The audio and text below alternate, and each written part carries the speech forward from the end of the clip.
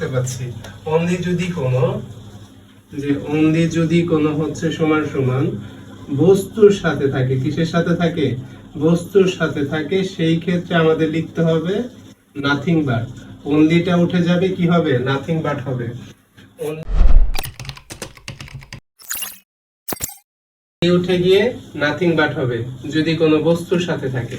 তাহলে আমরা প্রথমে দেখতে পাচ্ছি I can play only cricket, আমি খেলতে পারি শুধুমাত্র ক্রিকেট। এটা হচ্ছে একটি বস্তু, তাহলে অনলি উঠে যাবে, অনলির পরে নাথিং বাট বসবে।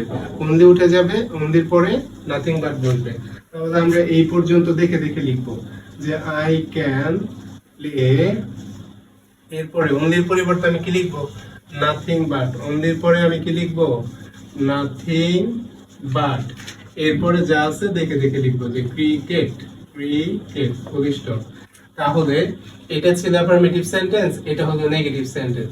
নেগেটিভ মানে সেখানে তোমাকে নাবোধক কোনো একটা শব্দ ইউজ করতে হবে।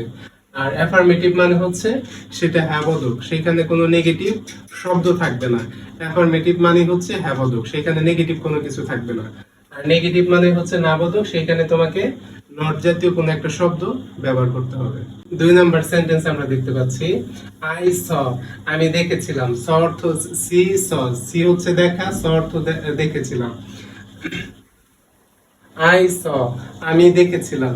সি অর্থ হচ্ছে দেখা, আর স হচ্ছে দেখেছিলাম। তাহলে এটা কিসে আছে? ভি2 তে আছে। যে আই স, আমি দেখেছিলাম অনলি শুধুমাত্র সানফ্লাওয়ার্স, কিছু ফুল। তাহলে অনলি যদি কোনো বস্তুর সাথে থাকে, আমরা আগেই লিখে নিয়েছি অনলি যদি বস্তুর সাথে থাকে নাথিং বাট বসে।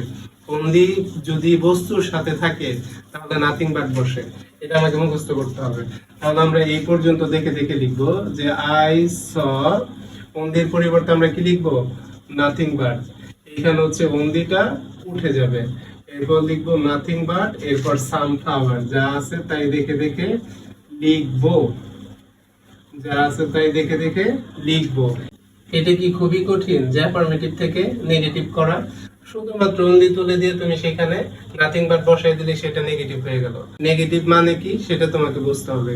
নেগেটিভ মানে হচ্ছে নাবোধক, সেখানে কোনো নেগেটিভ একটা শব্দ থাকবে। এরপরে দেখতে পাচ্ছি Nova reads only story book. Nova পড়ে শুধুমাত্র গল্পের বই, তার মানে নোভা শুধুমাত্র গল্পের বই পড়ে। এখন এইখানে অনলি আছে স্টোরি বুকের সাথে। স্টোরি বুক হচ্ছে একটি বস্তু যেটা প্রাণ নাই, তাহলে হচ্ছে অনলির পরিবর্তে আমরা কি লিখবো? Nothing but. আমরা আগেই জানতাম, আমরা কি জানতাম? আগেই জানতাম যে হচ্ছে যদি কোনো বস্তুর সাথে অনলি থাকে সেই ক্ষেত্রে অনলি উঠে গিয়ে কি বসে? Nothing but. কি বসে? Nothing but. এরপরে স্টোরি বুক আমরা দেখে দেখে লিখব। এই হচ্ছে আমাদের অ্যাফার্মেটিভ থেকে নেগেটিভ করার নিয়ম।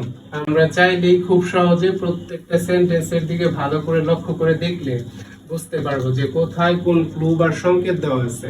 সেই শব্দটার পরিবর্তে কি বলবে, জাস্ট আমাকে এতটুকু মুখস্থ রাখতে হবে যে অনলি বস্তুর সাথে বসলে সেখানে নাথিং বাট বসে, অনলি বস্তুর সাথে বসলে সেখানে নাথিং বাট বসে।